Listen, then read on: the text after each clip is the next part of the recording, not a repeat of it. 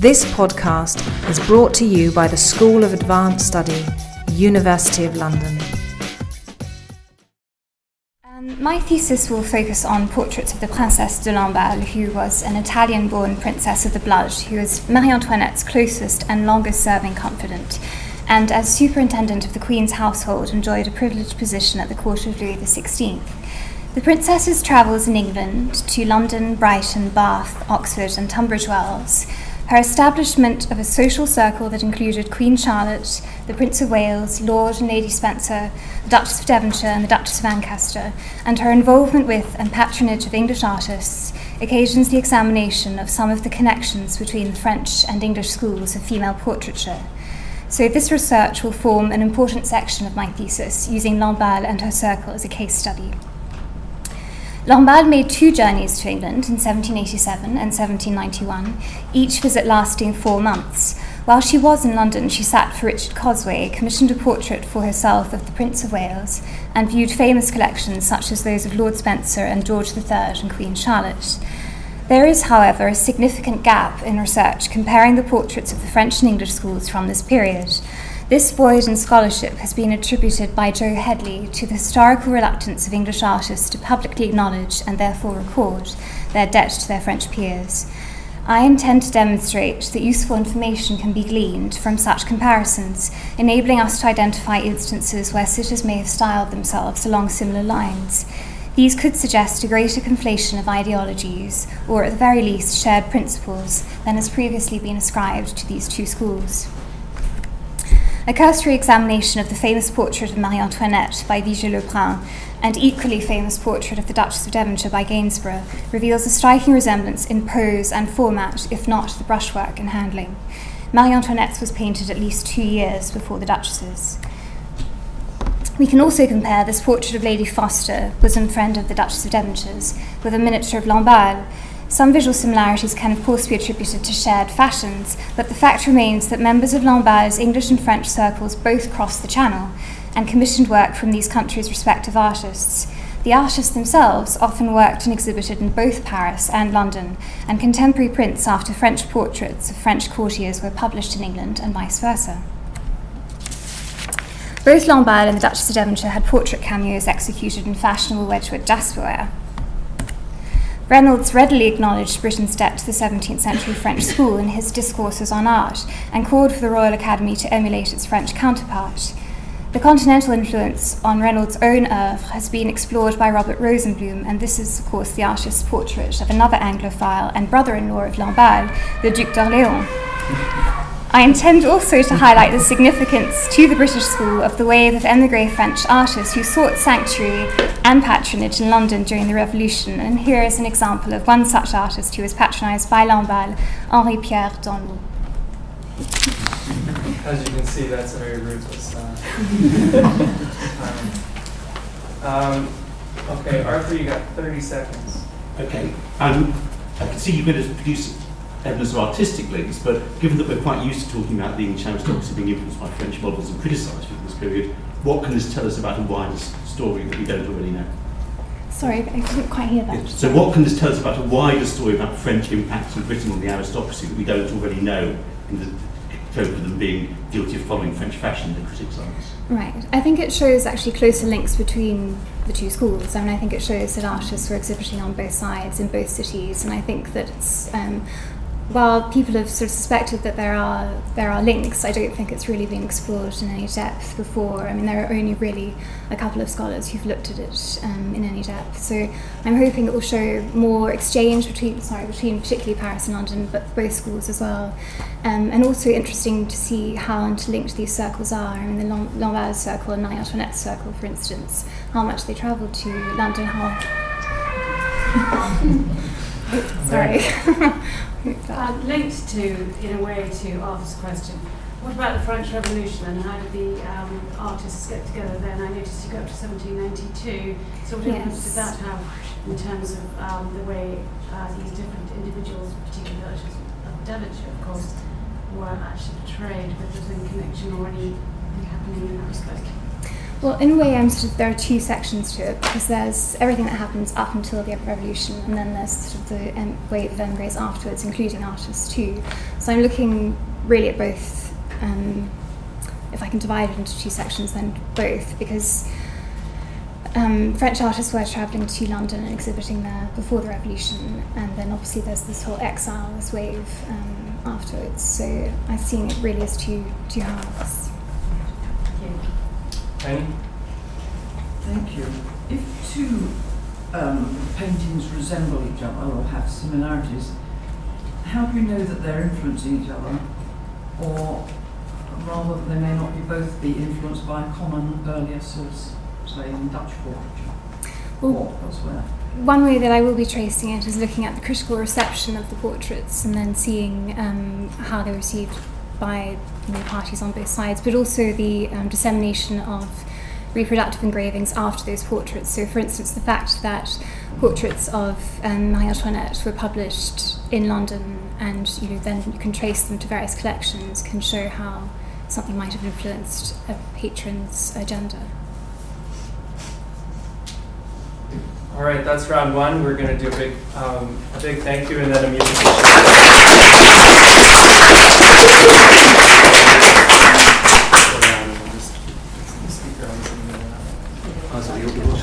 Everybody shuffle around. It's your and I should just mention, in case you're not familiar with the seminar, if you do want to ask a question, just kind of like bob your head in a funny way or touch my arm or anything like that, or you can wave your hand. That's fine. I'll do my best to get to you. It's not always obvious how that system works. Okay, so next you're going to have to forgive me on your surname here. Soile. Ylivuori. Yes. Sorry. From University Helsinki, spending the year at University of Cambridge. Is that correct? Yeah. And you are going to be telling us about feminine identities, gendered bodies, and the discourse of politeness in 18th century England. One more. There you go. Yes. In 3 minutes, go ahead. Thank you. Politeness has for some years been an active branch of 18th century scholarly research.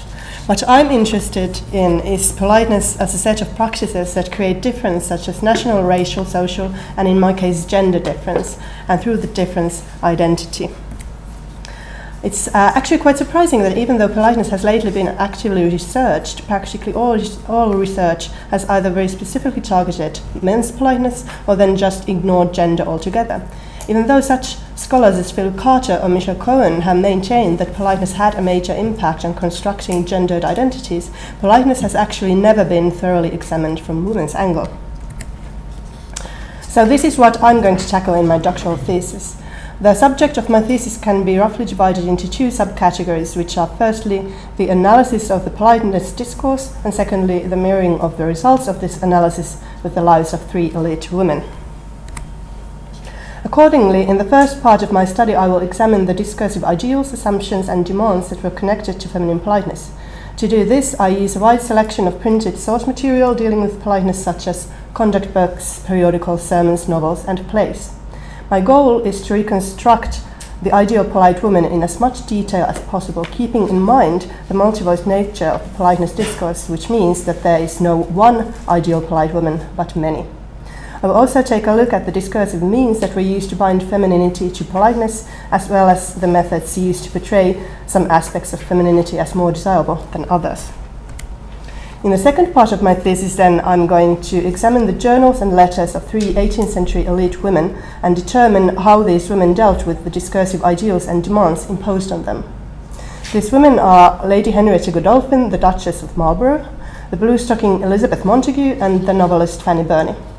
By analysing their letters and journals, I want to find out whether idealised femininity was acted out or whether it remained only a discursive ideal. So I'll examine to what extent these women submitted to the polite norms and if they commented, questioned, or even refused to follow them.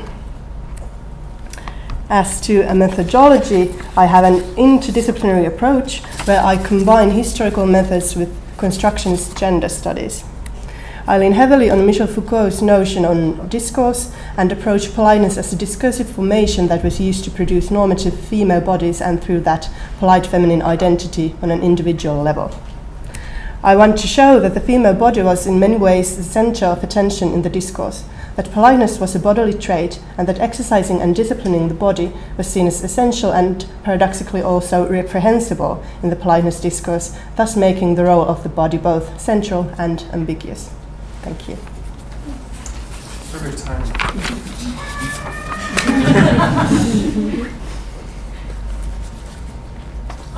I want to ask, given that politeness also for both masculinity and femininity also has a very significant class element, and it was a way that people could join in a form of national society, to what extent do you feel that the concentration on elite women is justified?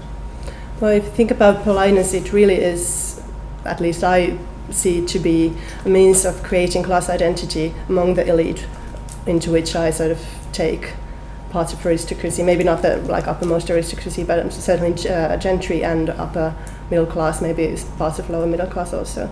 So from that respect, I would say that it's justified.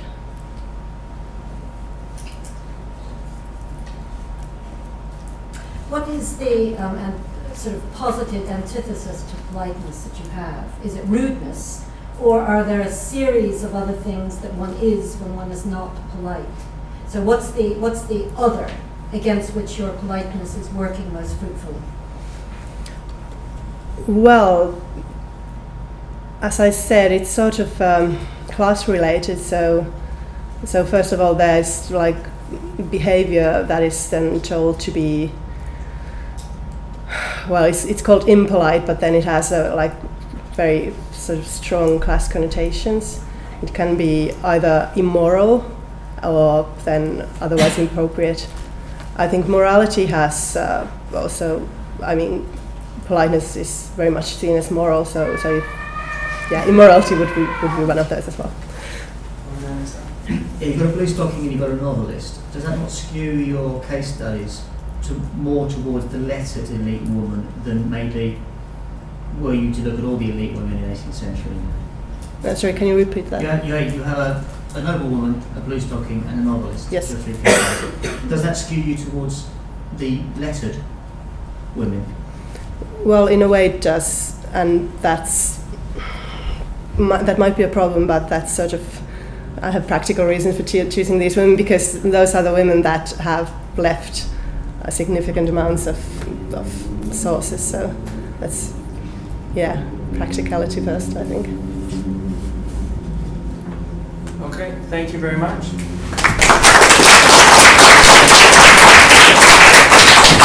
Musical chairs.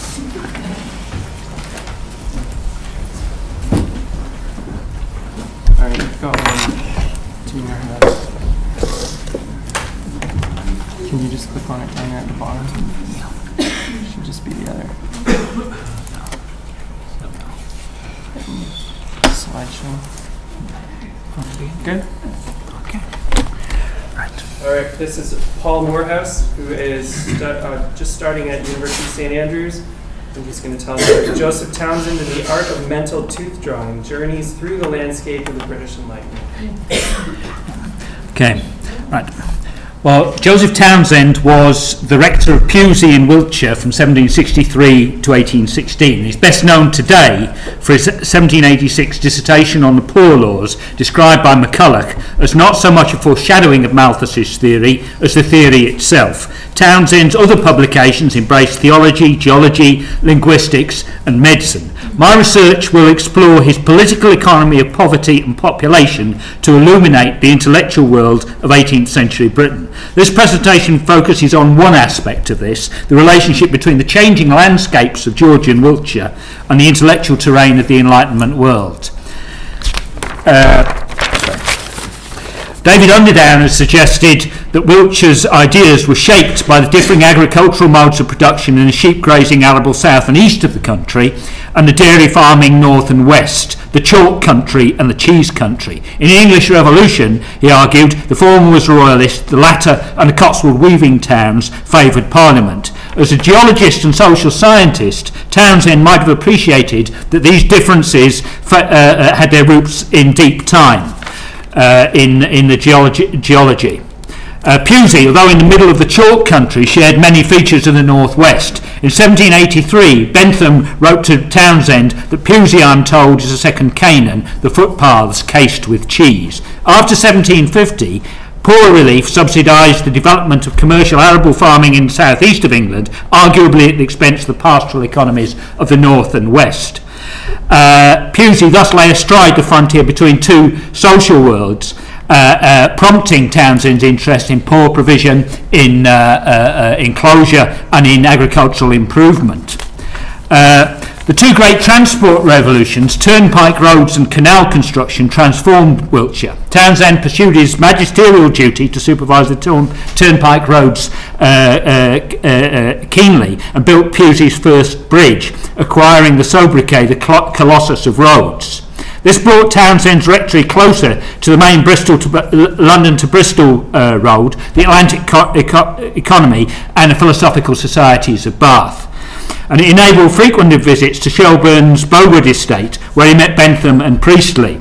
Triangulating Townsend's views on poverty, population and luxury with those of Bentham and others linked to the Bowood circle, such as Price and Franklin, is thus an exercise in physical and intellectual geography.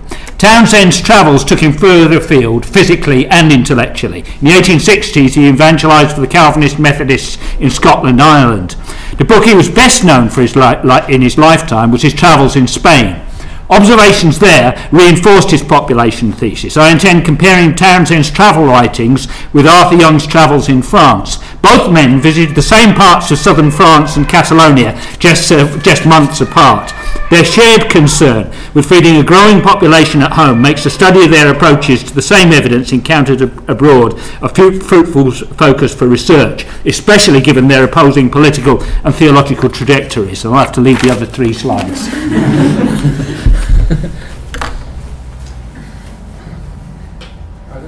How absolutely can you tie Townsend to Wiltshire, given that most political careers may also involve pluralism and other livings elsewhere? He had no other livings. He appears to have been resident until the mid 1790s, when he then took up a townhouse in Bath and was still fairly regularly visiting the parish. And in fact, my next slide was going to explain his involvement in the Kennet-Navan Canal, which linked Bath to Pewsey and London, in which he was a major shareholder, and that actually show that there's a strong continuing involvement. I've been teaching today Doreen Massey to master students, and as I was listening to your presentation, I thought very forcefully of her very different conception of space than the unreleased David Underdown chalk and cheese division. I'm not sure this is a question, so that's maybe a suggestion of thinking about space not as something that's given as a backdrop and a static that is being constructed all the time. And that seems to fit very well with your moving space, your shaping space in terms of the theoretical framework. In fact, I'd go 100% with that, because one of the other things was Townsend's involvement in geology, and he was also a physician. And in my view, actually, if you look at the involvement of Townsend, who was one of William Smith's major patrons, if you look at the involvement of Townsend, of Beddoes, James Parkinson, I don't think it was an accident that physicians were geologists, because what the transport revolution allowed people to do really was to anatomise the earth and begin thinking of it as a body that they could analyse and dissect. Yes, it's supposed to be annoying.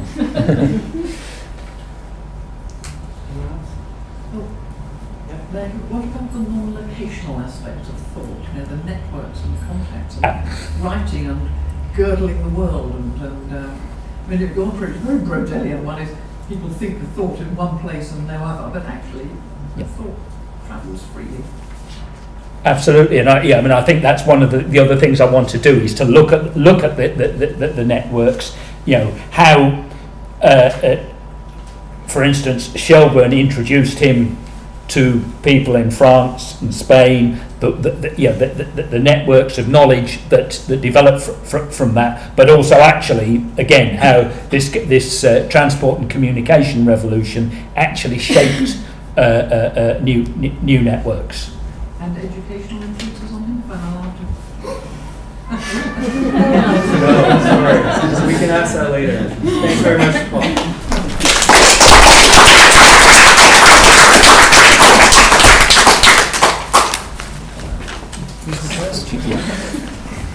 Adam, do you want to get the and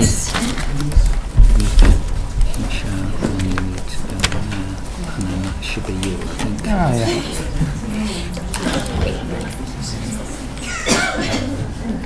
Your PowerPoint sound here. Okay. All right, next we have William Tullett from KCL, who is going to be telling us about scent, senses, and society. A social cultural history of smells and smelling in Britain. Go ahead. So my thesis is concentrating on smells and smelling in 18th century Britain, and the aim is to bring together a series of case studies which will serve to plot out how discourses on and about smell intersect with the experience of smells and smelling in 18th century variety of 18th century cultural and social contexts. And I think the import of doing that, of such a project, is multifaceted. So at the moment we have a history of the body that has wavered between discursive conceptions of the body seen as, and history of embodied experience and feeling. And I think smell belongs to both of these and serves to join the dots between them rather nicely, as it's both an immaterial metaphor and a material substance. Writing history of smells and smelling in 18th century Britain will join together a number of historiographical narratives, including those sort of Elias's civilizing process, changing attitudes to gendered and racialized bodies, and the development of ideas of the self and notions of interiority and exteriority. And it will do so in the context of recent work on spatiality, material culture, and also neurohistory. The current historiography on smell is overwhelmingly focused in the 18th century on sanitation, and so one of the main objects here is to move beyond narratives of a smelly past that during the 18th century gave way to deodorized modernity, and examine a variety of unstable olfactory meanings that structured and blurred social boundaries. So my case studies will include examinations of the relationship between smell and gender, race, class, religion, politics, and also the experience of urban environments. And I thought I'd try and use the 1 minute and a half I have left to briefly discuss a couple of those. So one section that I'm currently working on looks at links between the construction of gender and smell through perfumes. So the perfume industry of 18th century Britain remains unstudied, and I'm going to look at that using insurance, tax records, trade cards, advertisements, inventories, wills, perfume recipe books, as variety of print culture as well, to think about the production, selling and consumption of perfumery. The research I've done so far shows how the immateriality of perfume could blur gender boundaries and create anxieties. So in coffee houses, Ned Ward contrasts the manly liberty of smoking with effeminate beaux who ram their noses into the arse of a civet cat. So in answering the who, where and why of perfume's consumption, we can nuance debates on gender and its links to space and material culture, and for example, debates on luxury. So another section will examine smell in 18th century racial thought and colonial encounters. So it's contended, but sort of unresearched, that smelling both transitively and intransitively became a racial mark of barbarity in the 18th century. But I think that needs further unravelling and further research, because we can also see that in travel writings about Rome, for example. And we need to more closely examine how sort of racial bodies are thought to smell. So I'll look at a variety of stereotypes, including sort of African American, Native Americans, and also attitudes to the stink of the Jews, or the Foeta Judaicus, and how they change across the period. And then another chapter will be on religion and incense and smell, and sort of trying to complicate Protestant disgust at incense and looking at how it interacts with other discourses, so looking at classical civilizations and revival of interest in incense there, and sort of incense in Pacific cultures and things like that. And there'll be also other chapters, but that's all I've got time for, so. Jen. Hi, will you be writing about streets and smell and real people and smells and how they're described in the 18th century? How other people describe the smell of walking down the street? Yeah, I think I will do. I mean, I think Emily Cofgame's done a lovely book, Hubbub, but that's very concerned with sort of, horrible, smelly 18th century past. I want to sort of get away from that and look at not just disgust, but look at, I mean, so well, you could say that, but there's other scents there. I mean, you can think about things like tobacco and coffee and how they intersect with urban space, and think about commodities and the way they smell. So I think there's a more complex history there to be looked at than merely stink, disgust. Well, it's not all stink and disgust, but there's lots of smells on the street that are quite different. No, definitely. I mean, and I know there are other people like Evelyn Welch, for example, who's doing stuff on markets and smell. So. I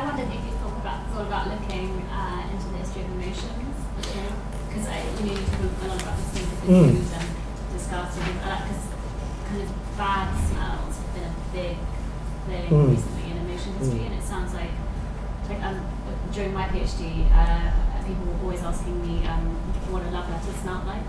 So kind of which smells make people happy or love, or which. No, precisely, and I think, that's something I would have talked about if I'd had more time, but I think there needs to be a bigger connection established between the emotions and the history of the senses and sensory history, because I don't think that's there at the moment necessarily. And I think the history of emotions has been quite heavily theorised, but in sensory history that hasn't really happened yet. We need to think about links between the two, and it sort of links into what I was saying about disgust. We need to go beyond disgust and look at other emotions. So, one of the primary things that I come across at the moment looking at perfumes is a sense of uneasiness, actually, and slightly more sort of subtle sort of emotional states. So yeah, no, I fully agree with what you said. We're going to have more time for questions after, but Tim has the last question on this. I just wonder if you were planning on mapping this against the changing anatomy of the body from humoral to, more anatomical, and the extent to which that actually changes how people conceptualize how the body should be experienced and really smell. Yeah, no, I think again, the overwhelming focus on sanitation has been this overwhelming focus on miasmas and things like that, without actually thinking about the physiology of smell. And I think in thinking more about that and how that changes from the 17th to the 18th century, we'll be able to integrate smell into things like sensibility as well, and thinking more generally about how people conceive smell to enter the body. Do they conceive as entering through pores in the skin, for example, which they do earlier on? At the moment we just don't know, because not enough people have looked at that, because they've been overwhelmingly concerned with miasma and disease. So, yeah. All right, thank you very much.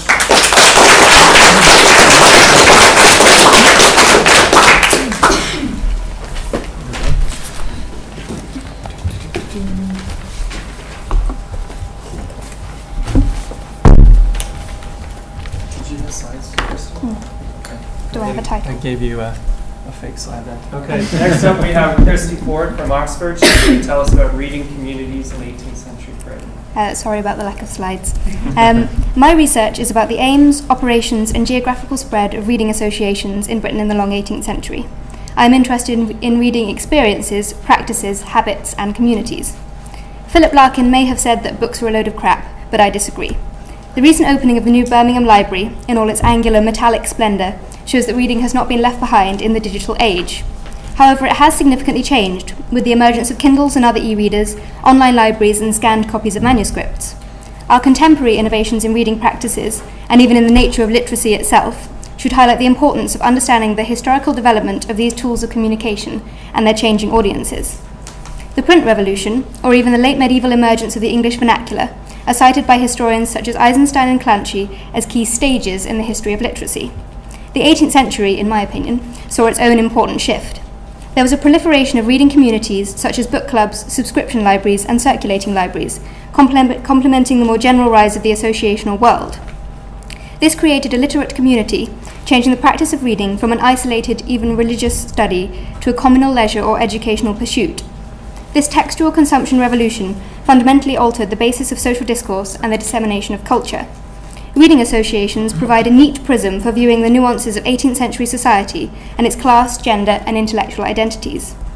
I intend to use archival sources from book clubs and libraries themselves, which often provide their rules and an outline of their organisational framework, as well as detailing their self-conceptions and representations. I will also look at commonplace books and individual reading experiences. I will start with questions like, how was the community constructed? What classes, genders and genres were included or excluded from it? Ideally, I hope to find sources which allow me to chart members' external relationships and interests, to profile what kind of people were attracted to these groups and for what reasons. From there, I seek to unpick these reading communities, investigating the role of the family unit, the socio-demographic and religious identities of members, and the coherence and self-consciousness of the reading associations. I also seek to understand how the associations spread, what their geographical patterns of diffusion were, and what this shows about cultural change and the interrelationship of communities in this period. Hopefully this will include a comparative element, looking at Scottish reading communities in comparison with their English counterparts. Finally, I want to look at the place of the Reading Association amongst the plethora of alternative leisure pursuits and educational opportunities that were available. Where did it fit into the lives of its members? Is it a manifestation of English or British Enlightenment? This is the study of a new type of leisure pursuit, a new type of sociability, and a new community identity in an era when all these things were contested and concerning.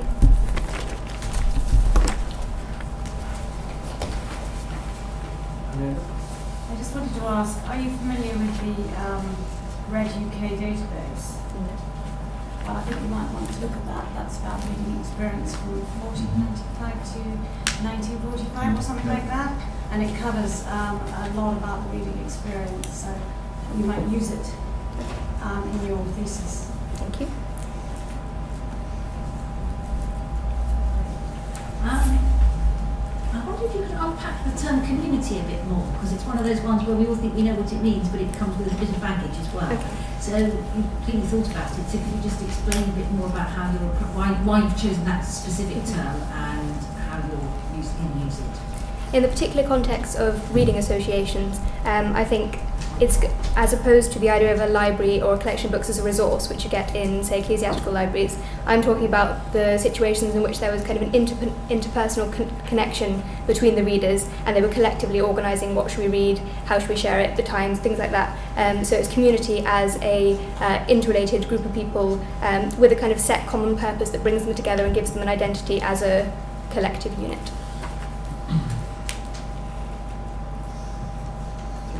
Could I just follow up on that? Because it strikes me that what you're really talking about is community and not reading. And I just wonder if there's actually a series of distinctive types of reading that also evolve. Right? One thinks of immersive reading in relation to fiction as opposed to more instrumental reading for either religious or non-fiction purposes. Is the question what reading is? Are you more interested in the process of reading, or are you more interested in simply reading as a phenomenon of the creation of communities of sociability? I think both aspects, and I do think that the importance of the individual reading experiences and records of that will need to flesh out, else it would just be a study of an organisational framework. And it's not simply about the community, it is particularly the nuance of why reading was a status marker or a religious community and so forth. So I don't think that you can divorce the reading from the communities, it's not simply sociology. Okay, thank you very much. I give you a fake slide. I'm good. I don't have time for slides. That's fine. Not necessary. Next, we have Megan Weber, who has been here many times with us before. First-time speaker, many-time visitor. University of Hertfordshire is going to talk about the agencies of London charity beneficiaries. Okay. In recent years, agency has been much in vogue among historians of poverty, poor relief, and charity in the long 18th century.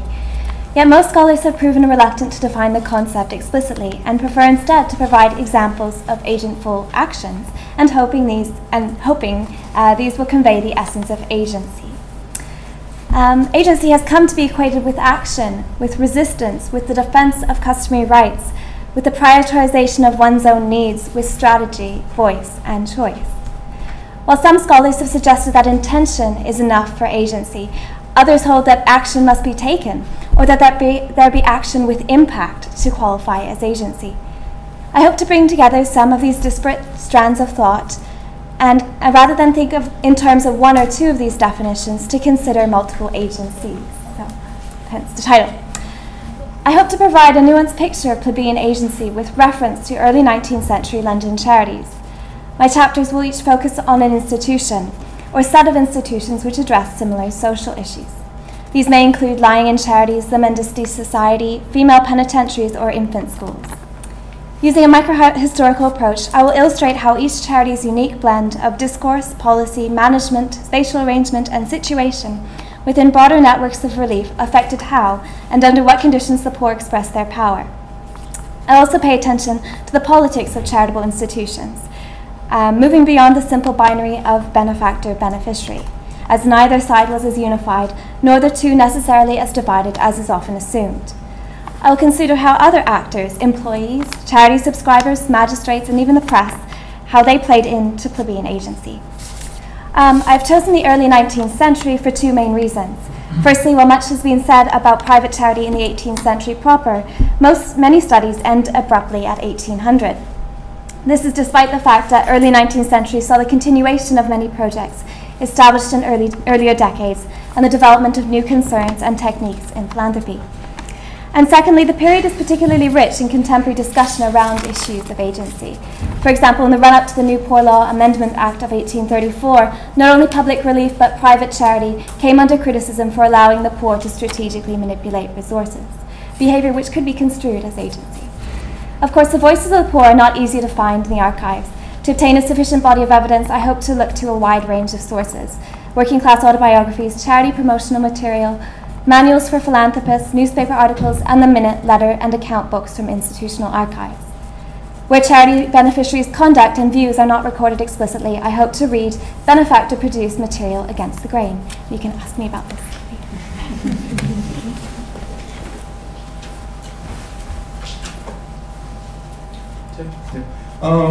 I wonder if you could say a little bit about your strategies for avoiding writing a series of institutional histories, and if like getting to the intent of working class communities and how they engage with that larger landscape of charity. Yeah, I toyed with other ways of organizing it around those different definitions of agency, for example, choice or voice, but they overlap so much it's difficult. But I'm trying to consider by considering the context, I'm hope to kind of provide a picture of relief as it appeared on the ground. So looking at choice is particularly important. So looking at lying in charities, not looking just at the hospitals, but at the out relief charities and the dispensaries, and trying to look at the choices that were available. Following up in a way on Tim's question, are you trying to maybe use theorists such as, Latour is the one who comes immediately to mind with actor network theory, and kind of the attempt to look at agency as something that doesn't just come either from individuals or from institutions, but comes from exchanges among objects, persons, and politicized places. And that might be a way of, whilst framing it within the institution, also getting beyond that purely institutional approach.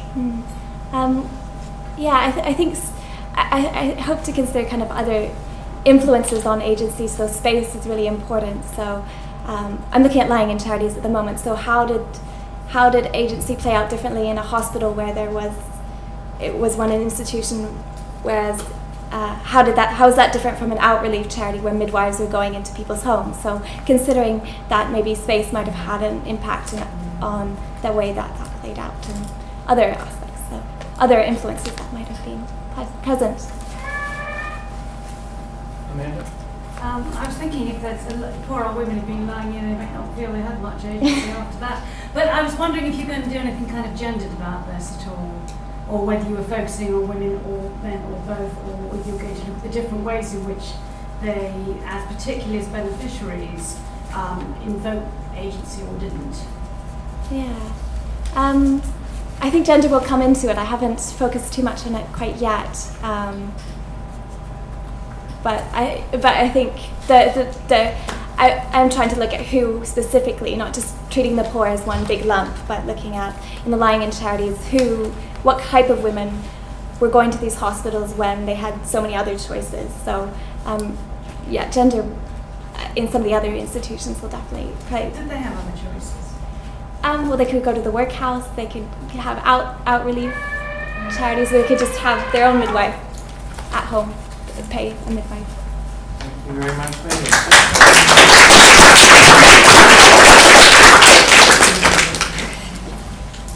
Rotate.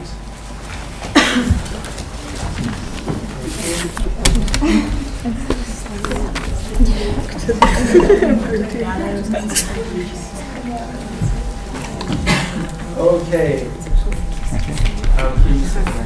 I don't have there it is. I don't have a real presentation or anything like that. Peter Walker is all the way from Columbia University. He said he's in his fourth year, which in American terms means he's just starting his PhD. He's going to be telling us about reform, toleration, and nation building in the Church of England. Okay. So, as Adam said, this is going to be more of a research proposal at the moment than anything else.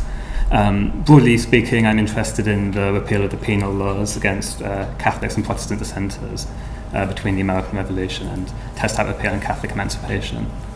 More specifically, I want to ask who exactly was opposed to the repeal of the penal laws, and what were the other sort of more constructive things that they were proposing to do instead. So the dissertation will look at a selection of these issues and causes as a kind of series of case studies. Firstly, I want to look at the reception of the loyalist clergymen who emigrated from the 13 colonies during the American Revolution, and these became a kind of vehicle for discussions of the religious dimensions of the American Revolution, and also of the role that the Church of England might play in the reconstruction of the Loyalist Empire.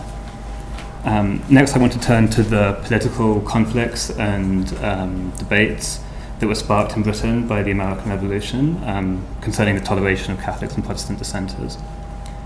I then want to look at some of the sort of more, like I say, the more constructive efforts that were made to strengthen the Church of England in the early 19th century. So I've got three of these.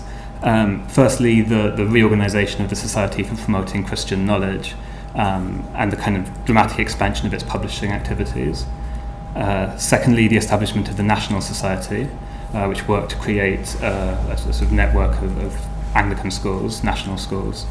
And thirdly, the public debate over the renewal of the East India Company's charter in 1813, in which you have churchmen petitioning for the creation of a bishop in India, and evangelical dissenters petitioning for the sort of access, for the missionaries to be given access to the company's territories.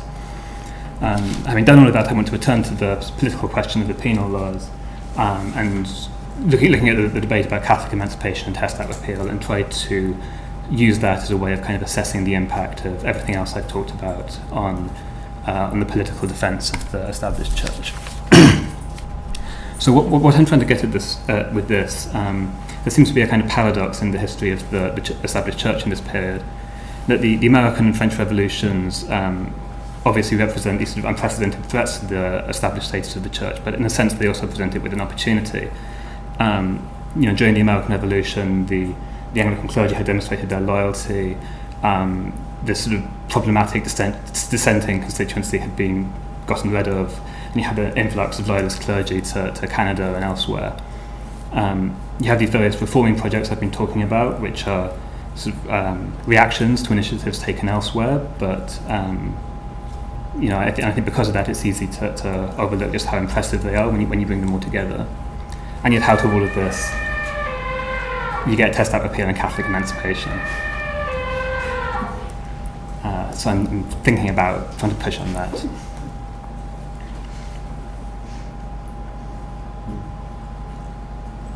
Where did the Golden Riots fit in? Pardon? Where did the Golden Riots fit in? Oh, I think that's part of the. It's part of the way that the debates about what's happening in America kind of get mirrored in the debates about Catholic emancipation, Catholic relief at that point, and concessions to Protestant dissenters, where people who support the American revolutionaries the American rebels tend to be opposed to the Quebec Act and opposed to. Was that really 30 seconds? I was just getting started. Maybe you can talk more afterwards. As an interested party who argues that this is a period of secularization, are you able to test this against other factors in society, or are you assuming a sort of homogeneous religious debate throughout? But I'm aware that by looking at these debates, I'm looking at the ways quite specific constituencies are publishing and debating with one another, and I'm and the. I suppose I have to think more about that. The idea is to look at how like a specific group of people were sort of going about pursuing a certain vision of what religion should look like in society, and I'm not claiming to speak for people who are in that. Last question to Arthur. Arthur, how are you going to construct a lot of cultural weight for the different participants in these discussions? Because it seems to be quite a tricky issue. Yeah. The kind of sources you're going to be using. Well, I mean, I suppose that is an advantage, hopefully, of looking at these published debates over the specific political issues, along with what the SPCK was actually doing. I've been impressed just from the kind of preliminary research I've done at how many people were involved in that and how much money it had to throw around. So I think by kind of drawing connections between like what it was actually doing and the more kind of like published history of ideas and political language, would get away from some of the problems of just looking at texts. If that answers your question. All right, thank you very much, Peter.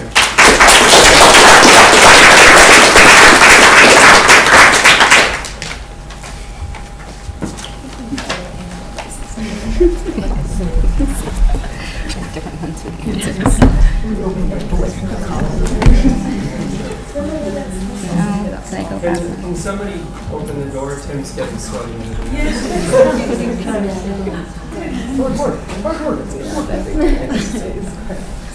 Okay, the next speaker is Melissa Turoff from University of California, Berkeley. She's obviously much luckier geographically than we are. Not this year. A London winter, and she's going to tell us about the origins of imperial preservation. So you have 3 minutes. Oh, that. Okay. In 1868, the Viceroy of India's Council debated how best to preserve the ancient monumental gateways of a Buddhist site in central India. Arguing against the many precedents set by previous British statesmen abroad, most famously Lord Elgin in Greece, members of the council, such as Sir Richard Temple, deplored moving the gates to London as an act of vandalism, and instead appointed a team of engineers to make plaster cast replicas. The project took 2 years, and the government spent about £5,000. When famine struck in southern India a few years later, the same Sir Richard Temple introduced the Temple wage, less than a penny a day for hard labor, that would make him famous and would also kill millions. The Great Famine lasted 2 years and cost the government about £1 million.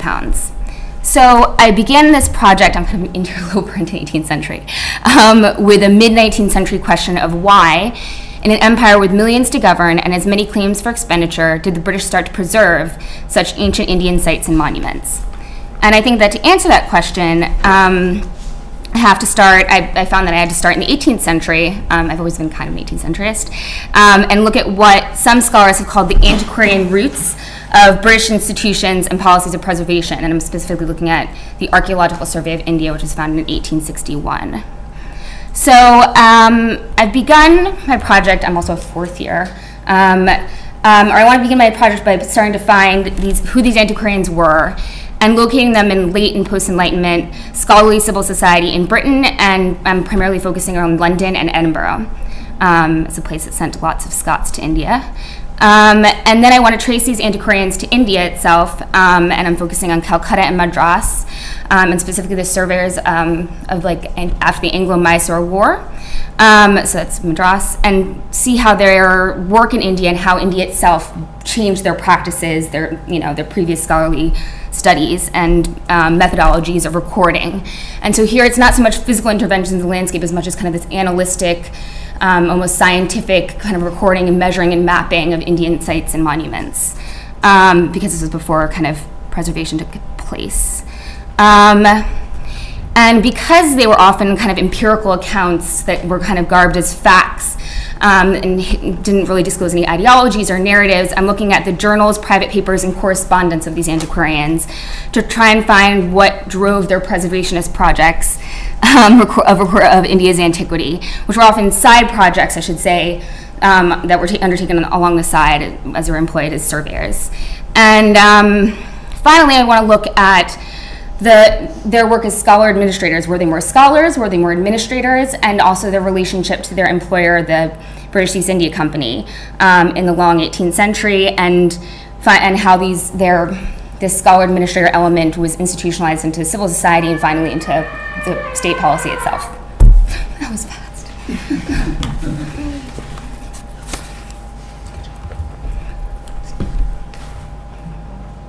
I wonder if you could unpack a little bit the choice of antiquarianism, because I absolutely can see that is part of what's going on in India in this time period, but it's not what it's called on the ground.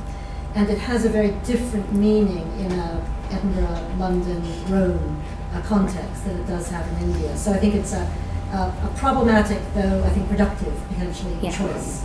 I agree with you, a problematic and productive, as that's been, I think, one of my biggest challenges. What do I mean by antiquarians? And I started off with people that were really doing kind of antiquarian research back at home. So, finding a Roman urn or reading the Roman urn, the urn burial and stuff like that. And also were members of the Society of Antiquaries, either in Edinburgh or in London, as actually kind of so having an institutional limit of defining antiquarianism. But in terms of looking at these people as antiquarians and scholar administrators, and I specifically didn't say Orientalists, I think that's one of the tensions that I'm seeking to explore is, were they interested in India before, while they were there, or not? Or just urns in both places. Yeah, can you keep answering the last question? Oh. Well, it's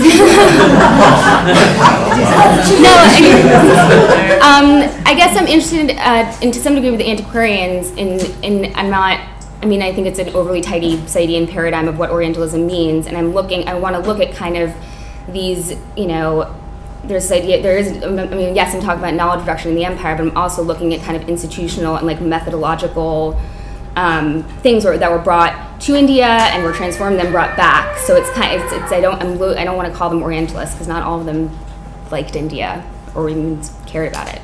They just were stuck there for a while. It's called subverting the elephant. There was agency in that. I was wondering if you could talk a little bit about whether this is part of a kind of wider project of preservation, whether this is actually happening in other kind of colonial spaces or other imperial spaces, and whether you're going to be looking at this kind of wider context of preservation in the mid-19th century. Yeah, so there's been actually a few books that have looked largely at kind of the narrative kind of plundered preservation in a larger context. And I think India is different. I actually want to focus on India specifically because I think India is different, first of all, because an obvious answer of why I know Lord Elgin is that they were there, and so this idea of kind of how India was both at home but also far is one of the things that I think makes India. It's not a settler colony, it's not the Americas, but yet at the same time it's kind of seen as home or part, how antiquarianism helped attach meaning to that landscape. Thank you very much, Melissa.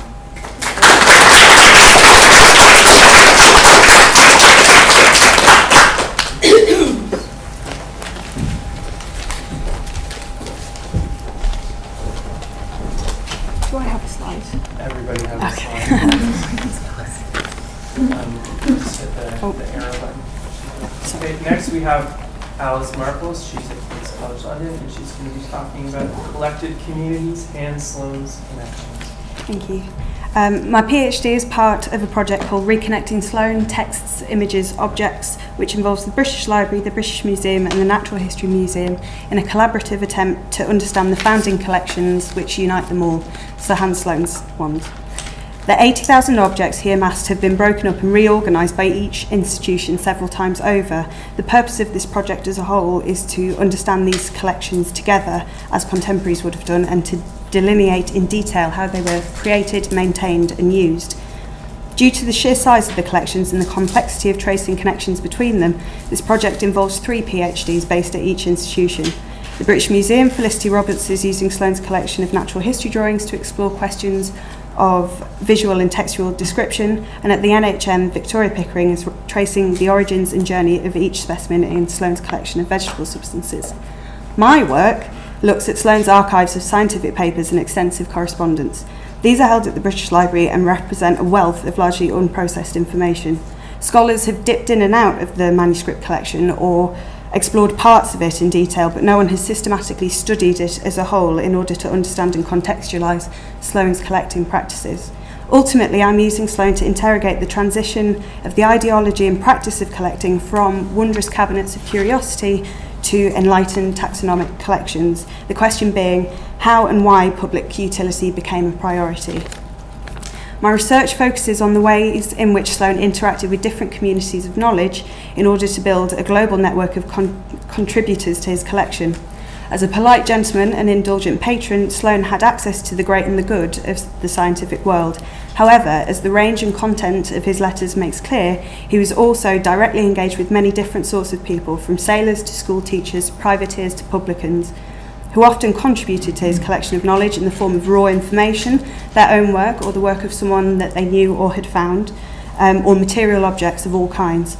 I'm interested in exploring these personal interactions within the wider context of contemporary debates regarding curiosity and consumption, the priorities of scientific inquiry, and the appropriateness of disseminating information at a time when all of those ideas were in flux.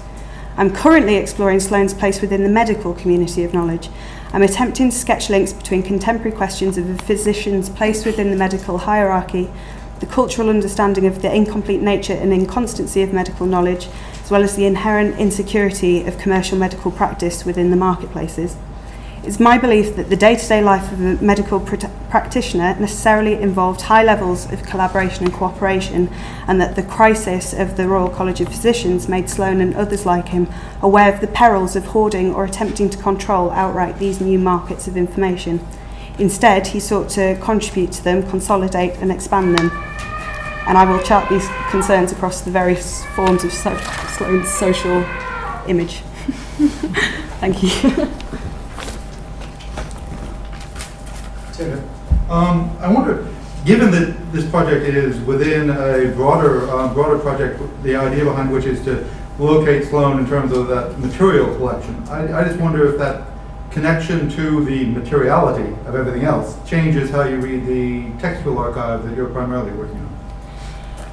It hasn't at the minute, but it is. It's always there in the back of my head as something to think about, and the idea is eventually that we will be able to match up letters with the material objects that that's been spoken about.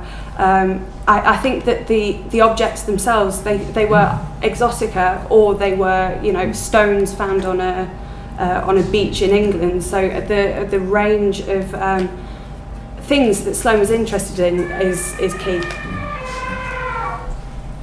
I was just going to ask, what has been the oddest thing that you've come across so far that he was interested in acquiring? Oh, there's quite a few good ones. The problem with Sloane is that I'm doing a preliminary sweep, but trying to get outgoing letters from Sloane is quite difficult. So I need to chart which things he was desperately seeking, because it seems that it's more book catalogues that he was really trying to track down. But there are odd things that do turn up in the letters themselves. Teeth found in stomachs and things like that. It's not lots of nice stuff. I wanted to mention, do you know the work of Anne Secord, who's working on botanists? I do. Okay. Botany is my next chapter. No, it's not about botany, it's about the notion of appropriation and intellectual appropriation from somebody big like Sloane, from lots of the little people. That's all I just wanted you to be alert to. Yeah, definitely. The idea of the power of the collector is something I'm very, very interested in. I think that Sloane wasn't so much the sort of centre of a sort of circle that we're all desperately trying to get in with him. I see him more as interacting with different constellations, with their own constellations of meaning, and harnessing the little people, as it were, in ways that are quite interesting. Thank you very much.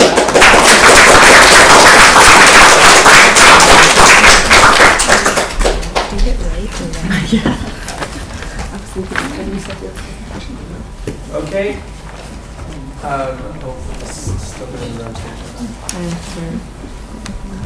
All right, next we have Catherine Parker, University of Pittsburgh. She's spending a year here in London, also enjoying our London weather, and she's going to tell us about Towards a More Perfect Knowledge, British geographic knowledge in the South Seas exploration in the 18th century. In the broadest possible terms, my dissertation analyzes the social relations involved in the creation of knowledge. I understand knowledge creation is a dynamic, reciprocal, and complex process that nevertheless can be traced with a focus on a particular subject, in this case, the Pacific region. It is my goal to chart the process of geographic knowledge creation from the seeking, gathering, compiling, and producing of maps, travel accounts, and images of a previously unknown region, unknown to Europeans.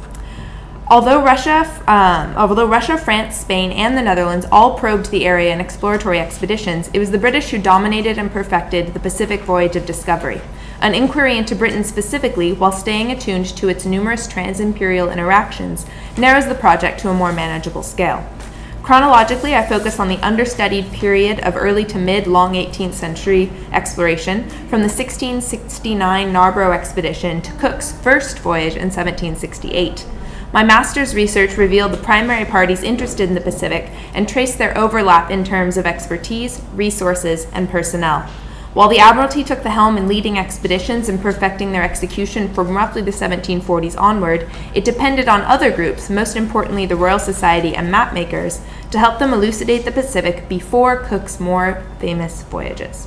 It is this special focus on the neglected role of mapmakers that makes this project especially innovative. Sharing findings about geographic knowledge is sometimes better explained visually.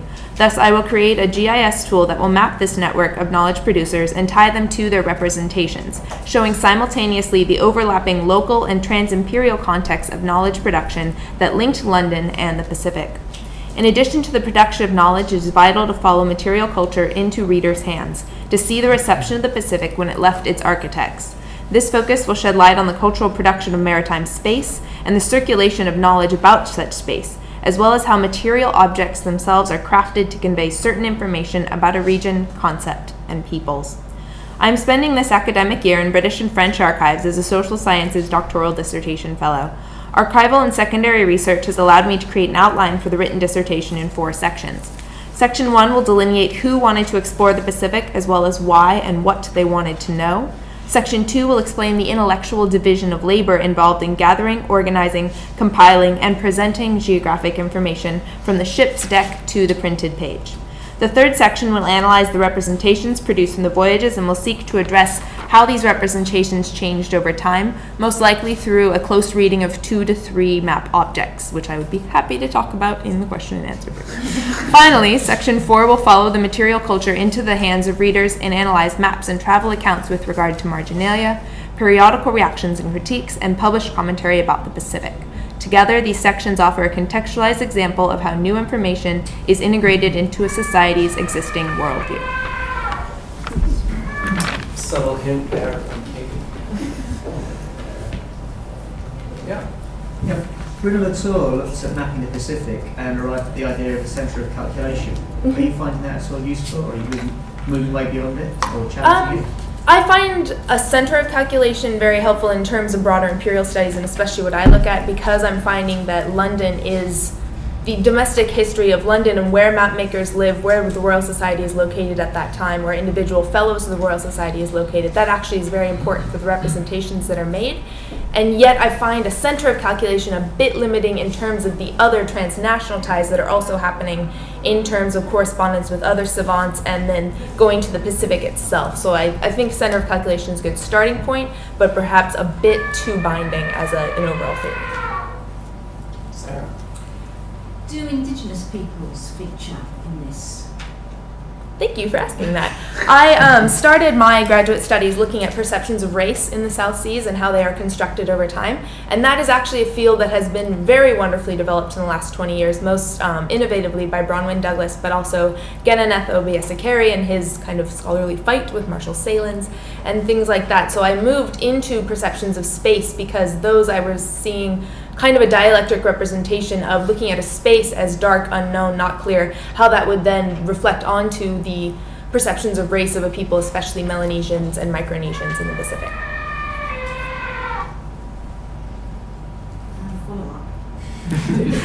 Okay. What about Indigenous peoples who are travelling as well? So rather than being the objects of this exploration, is there any sense in which they are part of that network of exploration? Definitely they are. That's most famously known with the Cook expeditions, but Dampier in around 1700 also brings someone back. I'm interested in those events as kind of creating material culture, and I want to give those sorts of travelers agency as well. But the part that has been most understudied, that has been looked at again by scholars very, very well, and I'm more interested in seeing how kind of the limited amount of people who had access to information about these expeditions in London, how they turned those into material objects and shared them. All right, thank you very much, Katie.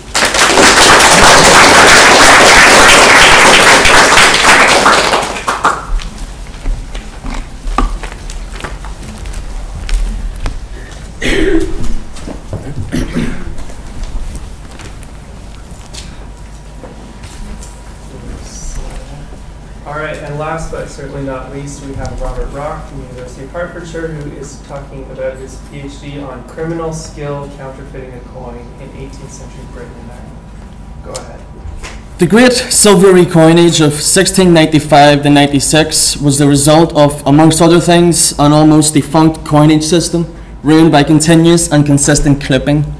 From 96 to 1816, the year of a further currency reform, over 1,000 trials of clipping, diminishing and counterfeiting the coin were heard at the Old Bailey alone. In this respect, the Great Recoinage failed in its endeavour to not only repair the state of the coinage, but to counter the crime itself. In the current historiography, the 18th century is a breeding ground for historians of crime, society and the plebeian experience. Crimes against the coin are, bar a limited number of articles, ignored. The final thesis aims to amend this anomaly. This research is very nearly 1 year old, and already we are able to consider a number of things, two of which shall be discussed here. The first is gender. Just under half of those who appear before the courts are female, which enables further study of female criminality. Not so much of female crimes such as witchcraft or infanticide, those crimes are unique in that the majority are female. Coining, it has been argued by Nicholas Tosney for one, to be an extension of women's work making an appearance in the criminal world. The second is the Irish experience. In the mid-18th century, the majority of those found guilty were Irish-born and had learned their craft in their native island. The timing of these operations coincided with a turbulent political situation in Ireland, and the status of coining as high treason is truly significant. This enables an investigation into the political connotations of counterfeiting, yet defacing the image of the monarch, and the relationship between rebellious behaviour in Ireland. This research is effectively history of below from above. The study of these counterfeiters is made possible by existing archive material in the form of records of the Royal Mint, assize depositions, contemporary pamphlet material, and the Old Bailey online. This PhD also benefits from being a collaborative doctoral award with the British Museum, which grants access to the Department of Coins and Medals. Objects at my disposal include coins from the period, both mint and counterfeit dies used in their production, and a vast array of numismatic literature enabling thorough contextualization. When the museum mainly has me cataloguing 18th century counterfeit coins, physically holding the objects from the period is a privilege not granted to every PhD historian. In summation, this thesis aims to be the first scholarly investigation into the crime of counterfeiting the coin during the long 18th century. Economic effects, the response of the authorities, perceptions held by the literate elite, and the issue of female criminality will be considered in order to produce such an in-depth study. Gurmagad, thank you. James? Is there one part of London that stands out? No. Simple answer, it's all over. Well, for the Irish, it's St. Giles in the Fields, but like they're everywhere.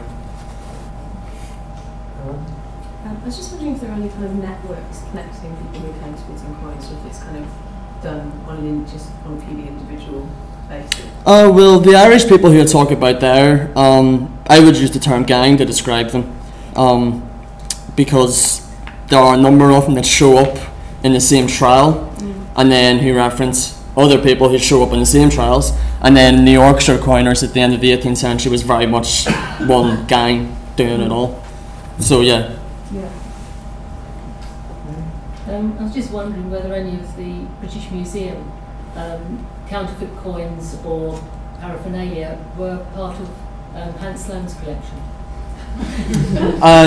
They don't come up in, that doesn't mention that in the catalogue at all, but maybe they are.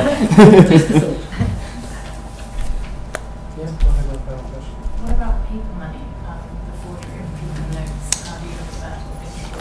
This CDA is the second CDA between University of Hertfordshire and the British Museum. There was another person who has just graduated by the name of Jack Mockford. He's just finished looking at 19th century forgery of paper money. So I'm looking at the coins while he looked at the paper, so I stay away from that. It's already been done. Okay, thanks very much.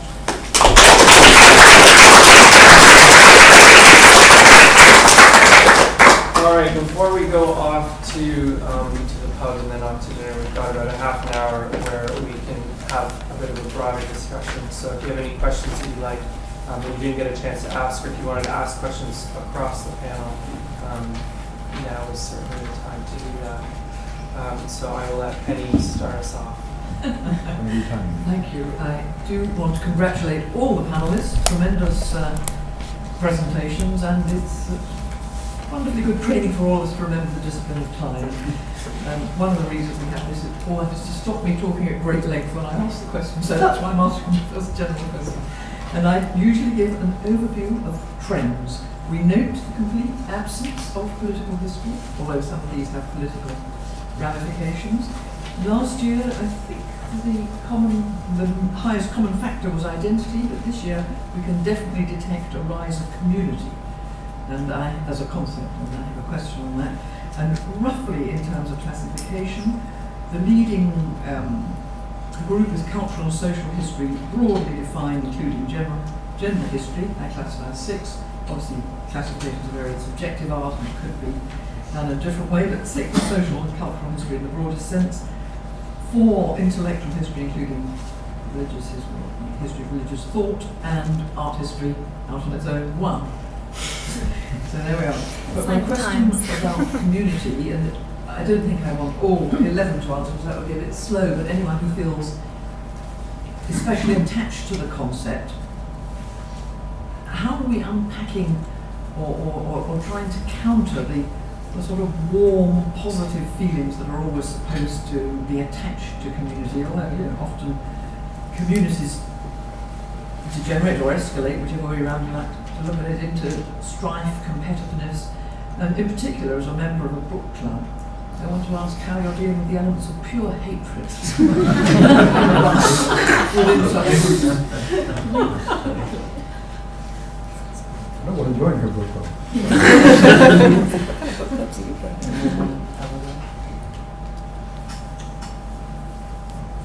I'll take the book club aspect. Actually, I found some interesting counter book clubs being set up, so as opposed to the kind of controversy from within actually kind of rival institutions. So that's quite interesting. I suppose that's community against community as opposed to within it. I haven't really come across the internal strife or defections, as it were. But I think charting the related communities or associations is probably a safer term to continue using. It can show how ideas were taken on board and approved of, also criticised or against each other. So that broadens the different communities as opposes as well. Anyone else want to chime in on community? I follow up on the kind of breakdown of the subjects just by throwing open the question about how people actually arrived at where they are and whether or not that actually, well, the landscape that Penny has just outlined actually feels like the landscape you thought you were navigating. I wrote my master's thesis about national identity, and then I got bored of it and moved away. So that seems to be mirroring with what you talked about.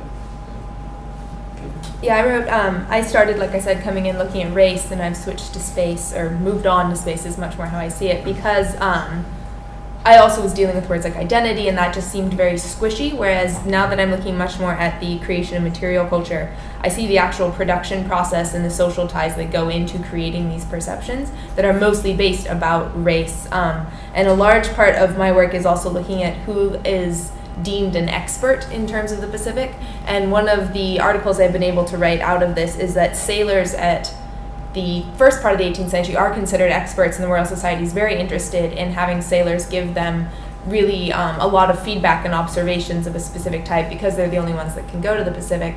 Whereas later, by the time we get to the first Cook expedition, but even on the Byron, Wallace, and Carteret expeditions in the 1760s, you see sailors have their voices entirely elided, just as indigenous peoples have their voices elided in terms of voyage accounts and in terms of the maps, which are created entirely with indigenous knowledge, and yet those, it's very unaccredited. Neil Safier has done this work for the Condamine expedition as well in the 1730s.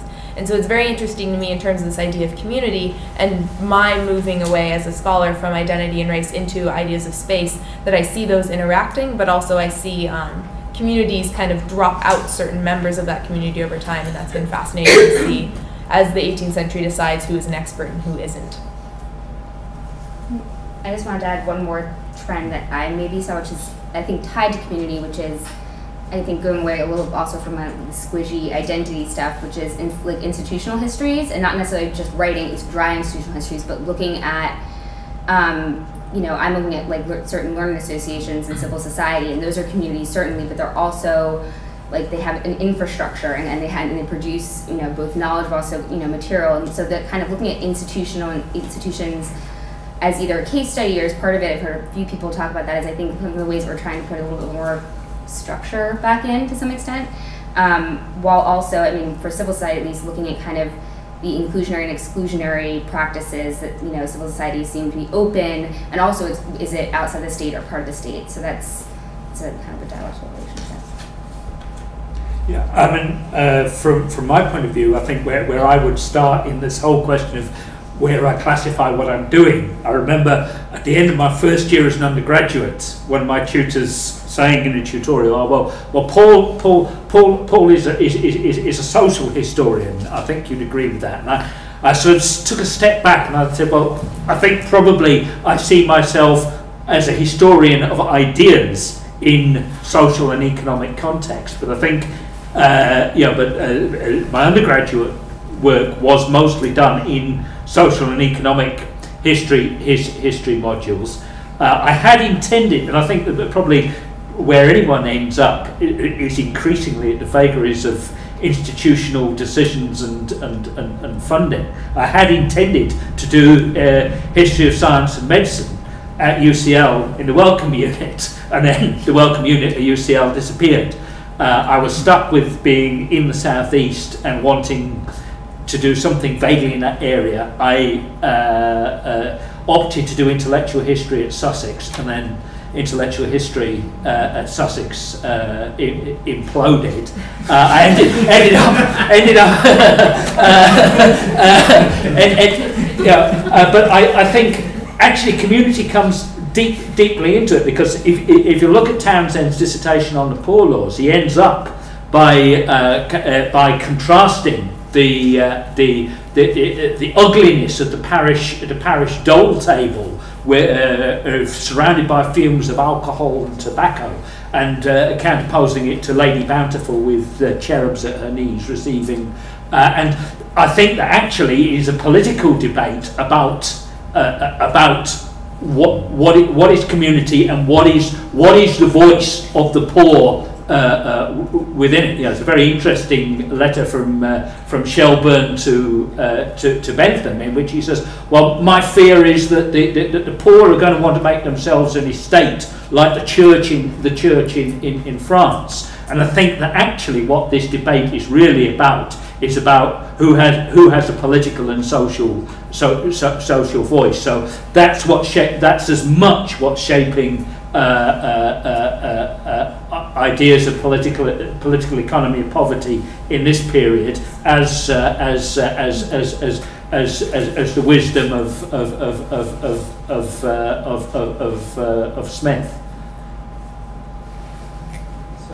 To go back to squishiness and structure, I'm very much dealing with the squishy concept of identity, and I find myself giving it like a sense of structure by using this theories that are actually not that much done in historical research, or at least very consciously done. And I find that doing politeness, it sort of puts me like between cultural history or cultural studies and gender studies, and then sort of this tradition of political thought that's very much done, and within the framework of politeness. So I sometimes find it also a bit difficult to sort of balance those two sort of approaches myself. Arthur?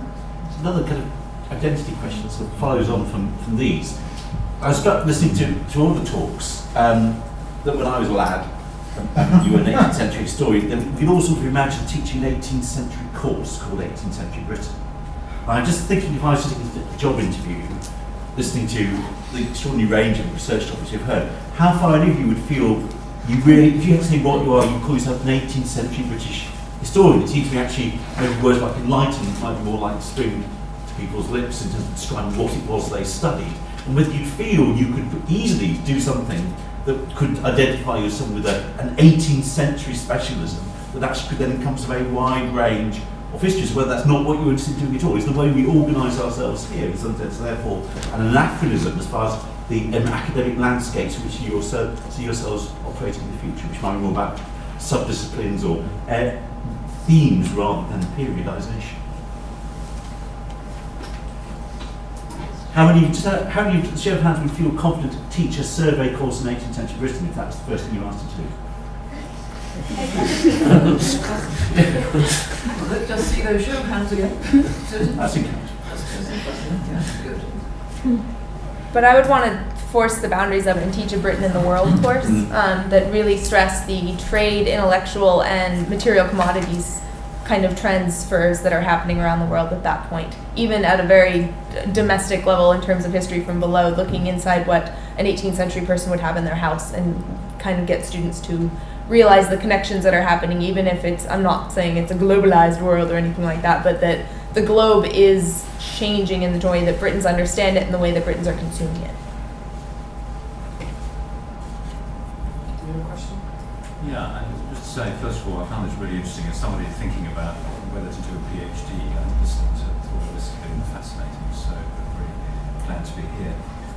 Just on the question of categories, I suppose, as well as a kind of absence of kind of political history that's been commented on already, I suppose, one or two exceptions, I suppose one of the things I found interesting, a great range of subjects, very rich, but economics and finance and money don't overtly come into very many of them. And I just wonder, if you're interested to get some reactions on how far kind of bubbling underneath the surface of a lot of these there are those sort of monetary, financial, and economic and market issues.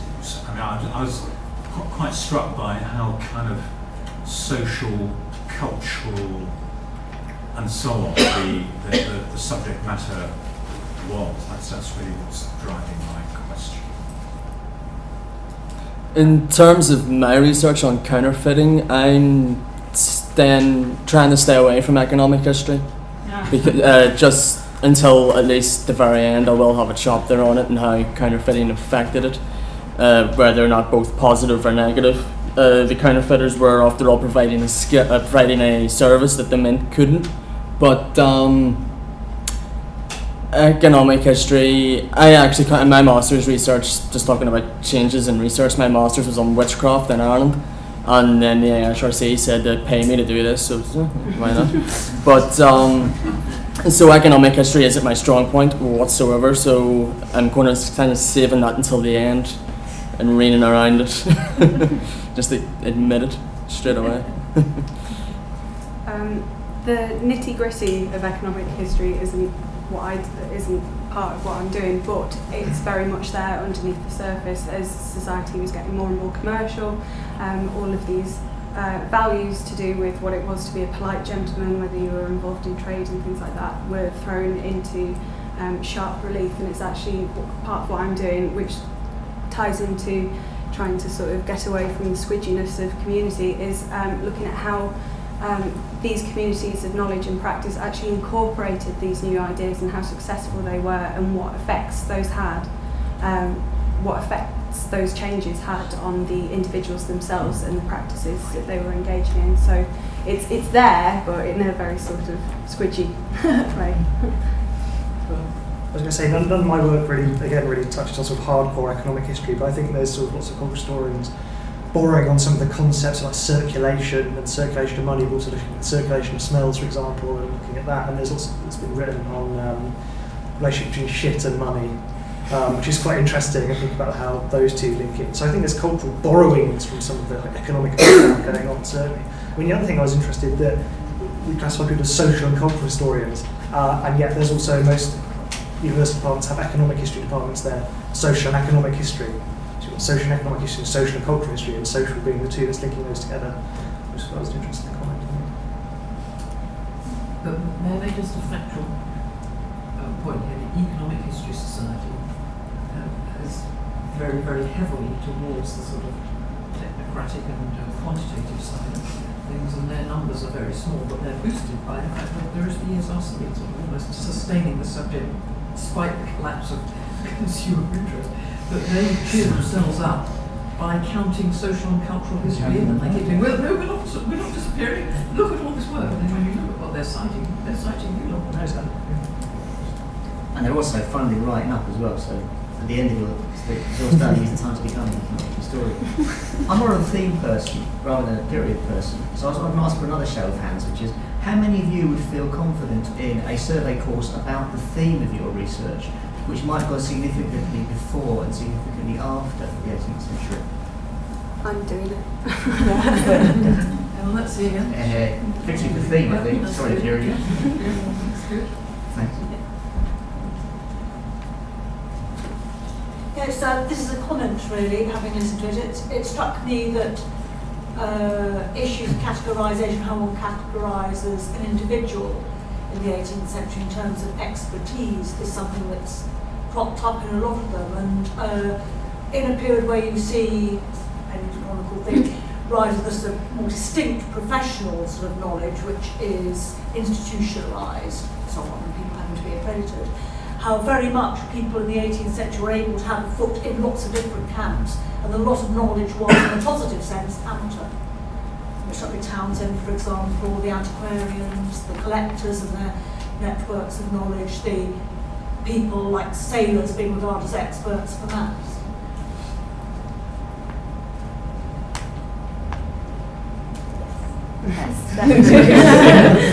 I mean, maybe one other thing I'd say is about how thinking about how knowledge is embodied as well as textual, and that's something that I'm very concerned with, things like habitus and hexes. Yeah, I was really struck in listening to the talks at the extent to which the material, including the embodied and including the museum material, was very conspicuous, but so was the comparative. And I think that's both speaks very well of your job prospects, to be frank, because I think that if the only thing you are as 18th century British historians, God help you. But I think it's also methodologically really interesting, the ways in which so many of the papers explicitly or implicitly are thinking comparatively. And I suppose I wanted to just in a couple of cases, but push a little bit further in terms of the Captain Cook and the Pacific exploration. There's a logbook in the UCL Special Collections of Captain Cook, and it's of Captain Cook in the Northern Atlantic. And very interestingly, if you open it up on its final page, he clearly took it with him to the Pacific much later on, and scribbles various things about Pacific Islanders in the back of this one. So I wondered with your paper a little bit about how the Atlantic world has to be connected with the Pacific world, and the extent to which the Pacific world has to be connected to the Indian Ocean world, and whether that particular comparative framework is relevant. And in terms of your paper, I was thinking again of New South Wales. I can't now remember the particular governor in the 1820s that is governor when the non-established established church is set up in New South Wales, but he's Irish. And his opposition to the penal laws is fundamental to the shaping of how established religion gets quasi-established in New South Wales. So again, that's putting together these very different domains. And obviously you're looking at coining in terms of the Irish and also the English perception that really plays with that very well. So this comparative dimension, whether it's regional or whether it is transnational, global, what have you, seems to be very conspicuous and I think very fruitful. I'm at University of Pittsburgh, which is one of the kind of bedrocks of Atlantic studies and Atlantic history. And we joke, Marcus Rediker is one of my advisors, and we joke all the time that my goal in life is to pretty much undermine his entire body of work, in that Atlantic studies not because its founders wanted it to be this way, has become very geographically bound, and that's ridiculously limiting, especially when it is focused mostly on trade ties, the Atlantic slave trade, when the Indian Ocean world is also focused on those ties, and you have to go through the Atlantic to get to either the Pacific or the Indian Ocean. And so it has, that is a huge part of my kind of the historiographical arguments I'm trying to make. The Pacific world needs to be included into this transformative, transgressive, kind of connective world that we're arguing the 18th century is. Yeah, I'd like to talk to you more afterwards about New South Wales. Over the last 3 years at Columbia, I've kind of gone from being a sort of historian of England, which is what Oxford was trying to turn me into, and sort of being pulled into the kind of 13 colonies in Canada and India, places that I haven't even got to Australia as well yet. But I think that one of the things I was trying to do with this was to look at a group of English, like a small network of English churchmen who have interests all around the globe, and I think that's maybe one way of bringing together like a lot of, without having to look at what was happening in the ground all around the world, which is much kind of more complicated research task. But I think it's an effective way of tying together these very different worlds. Can I ask a question about working together? I mean, it's very much in the historians, the way that we do things is you go and you do your research and you present your results. But I know there's a lot of these collaborative awards, and there's people working in various institutions. In at least one suggestion, it sounds like there's other people working on other aspects of the project. So do you feel like there is a shift, or should be a shift, or are you benefiting from working with people, or would you like to work with people, or are you happy to go off and work on your own? Any thoughts on working together? I think there is a shift, and I think it's fueled by a sort of greater understanding of cataloguing and curation as research.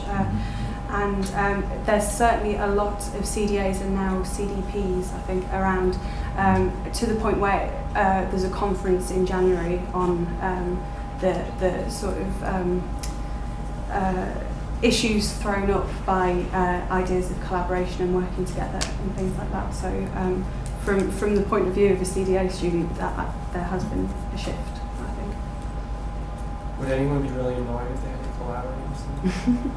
I'd love to collaborate with someone who had better South Asian languages than me. I mean, I think that as a historian of the empire who failed to learn Urdu well, but tried. But I mean, you have to start some of these languages really early, and even so, I would love to collaborate with someone who, have you tried to South set Asian that is up? special. No, not yet. I'm mostly just it's like Metropolitan focus. But yeah, no. I mean, and I think increasingly as people try to do more imperial, histories and looking at Britain and the world earlier, later, post-war, 16th century, I think that, the issues of languages and collaboration would be fruitful. Can I ask a follow-up on that? Just because I think this is an interesting current trend, move towards the climate doctoral award, and also the extent to which now money is tied to particular projects. And we've already heard one or two people say, well, I followed the money in a sense, or this is like I get funding. But having done that, do the people involved in these projects who didn't just start off with their own idea and set it up feel they'd still rather be doing something else if in an ideal world? Even if they're enjoying what they're doing, or have you been converted to the idea, actually, it's the way all doctoral work should be, that we try and recruit people that other people think ought to be done, rather than you think ought to be done? I'm working on both, really. I'm working on this, and I'm also working on a journal article of my master's thesis to try to get published. And Professor Owen Davies at University of Hertfordshire has expressed interest in helping me continue witchcraft studies, as well as my PhD. So just two massive workloads at once while getting paid for by the AHRC. So it's a lot of research, but the research is what I wanted to do. I followed the money because I found the actual research interesting, not so much what I was researching. Like Irish witchcraft was brilliant because no one looked at it before, and now I'm doing this, which people have looked at before, but not to a massive extent. So it's the actual experience of research in the archives, in the museum, holding the objects. That's what I wanted to do. It wasn't so much the topic that got me interested. It was just because I really enjoy the actual research is why I kept going. I agree. That's why I took up the project. It was very, very lucky for me that it dealt with things that I'd looked at in my undergraduate and my master's thesis. So ideas of sociability, intellectual authority, and what it is to be a gentleman of science. So I was very, very lucky, and I'm not sure I would have had the guts to stake my claim on a PhD topic on my own, and I think I personally have really, really benefited from the sort of extra layer of support that you get just in seeing a sort of wider historical world that includes museums and galleries and things like that. And it does mean that you're a lot slower because you have to read up on your topic first. You don't come to it as a fully fledged sort of person. So I feel behind, but I still feel I've benefited. All right, I think Sally has agreed to send us off with a bang here with an inspiring question. Well, I don't have a really controversial question. And I wanted to ask Will and Robert about material culture, because it's something that you both kind of hinted at, I think. And Will, I was wondering, you talked a lot about smell as a concept, and I was wondering what kind of role kind of material culture of smell was playing in your project. So I found a lot of examples, for instance, of scent bottles and things like that that people carry around. And Robert, you talked about how it's made a big difference to your project, being able to hold coins in your hand. And I wondered if you could say maybe a bit more about what you think you've learned, particularly from being able to do that. Okay. Want to go ahead? Well, I was going to say, I mean, at the moment, for me, a lot of the most useful stuff from material culture is thinking about the theoretical aspect of it and then what that means for smell, in terms of how objects come to define spaces and how objects can have agency and things like that. I think that's particularly pertinent with smell, and the way that objects that are scented can define spaces and evaporate and things like that. In terms of actually looking at material objects in museums and in collections and thinking about smell, I think it's very difficult because there are some people who've suggested that we can sort of, as historians, we can smell the objects and that will give us some idea of what they smell like in the past. I'm very, very sceptical of that idea, both from sort of a historical point of view, but also from sort of thinking about neuroscience and the way that smell is understood to work. I don't think that can work for historians. But it's something I'm yet to look at. The smelling bottles thing is a really interesting idea. There is somebody from the States who's looking at smelling bottles as a literary device, but not looking at material culture itself. So there's a lot in that country museums. They have a liquor stream that they upload all of their objects onto. There's quite a few scent bottles. I mean, the problem is, of course, we'll never know what the objects really smell like when they're moving around. But yeah, no, it's something we can go to. There are recipes that aren't there for scent, so in a way you could actually. Well, you could, but again, I'm sceptical from a theoretical point of view about how useful that is, about whether we can really smell or taste or touch the past in that sense. I'm very sceptical about it. There's a guy who wrote a whole book on smell in early America, and basically said I can go to a fortress in early America, and that's what it was like for me, and I can experience it, and that's how they would have experienced it. I'm very sceptical of that sort of claim. I mean, there's not to say that there's benefit in, for example, the work people do with recipes for food and stuff. People like Annie Gray, for example. Have you thought about actually using the much more developed literature on soundscapes as an alternative way in? I mean, there is a smell scape. Yes, definitely. And it's not that you have to accept that soundscape is real. It's simply that you have to kind of conceptualize it in a much more localized and complex way. Definitely. Yeah, I think, and there are people who talk about smellscapes as well, and using that idea, and people like Douglas Porteous, for example, in geography. So it's something I'm definitely going to be looking at. Yeah. With my experience, to get quite poetic and pretentious, whenever I'm actually holding a coin, I'm holding a piece of history that is being discussed at the Old Bailey trials, at whatever. The example I can give is, when I first started this research, I was looking at the Mint records, and there's a letter which the Mint sent to the Treasury complaining of raised sceptres on the reverses of shillings, gilded over with gold to pass them off as guineas. And I've been confused about that for the past 6 months. And 2 days ago I found an example of it in the British Museum, exactly how it's described in the letter. And a few people have talked about how it might not have been that widely practiced, but there's actually 4 examples of it in the British Museum. So that was quite helpful. And I got a little bit excited whenever I found it. I was like, oh yes, brilliant, you know. But so it's helped me that way, instead of just having the that letter that said it's happened and it's a great evil as they describe it. Actually being able to see an example of it and hold an example of it, and then getting a scan of it and putting it into my thesis as a nice, pretty picture to have in it, will not only just benefit me as the researcher, but will also benefit the reader of the thesis as well, or any potential journal article that comes out of it, or whatever. Alright, very last thought goes to Penny. I was going to say, there's a slight danger, not in your presentations, but in the field of social and cultural and intellectual history, that can be a little cosy. So I would just give you all a recommendation. Find a dragon to slay in the course of your research, but don't caricature the dragon, you know, take it seriously, and then kill it very thoroughly. It gives a certain dynamic of argumentative something or other, momentum to the thesis. If you have the misfortune to find the dragon is your supervisor or something, to check on the motivation of the supervisor first. Lawrence Stone loves having his students refute him, but not everyone is quite so benevolent. But a little bit of argumentative friction, bit of is needed for the in the social and cultural history oyster to produce the pearl. Alright, well, on that cheery note, let's thank our speakers one more time.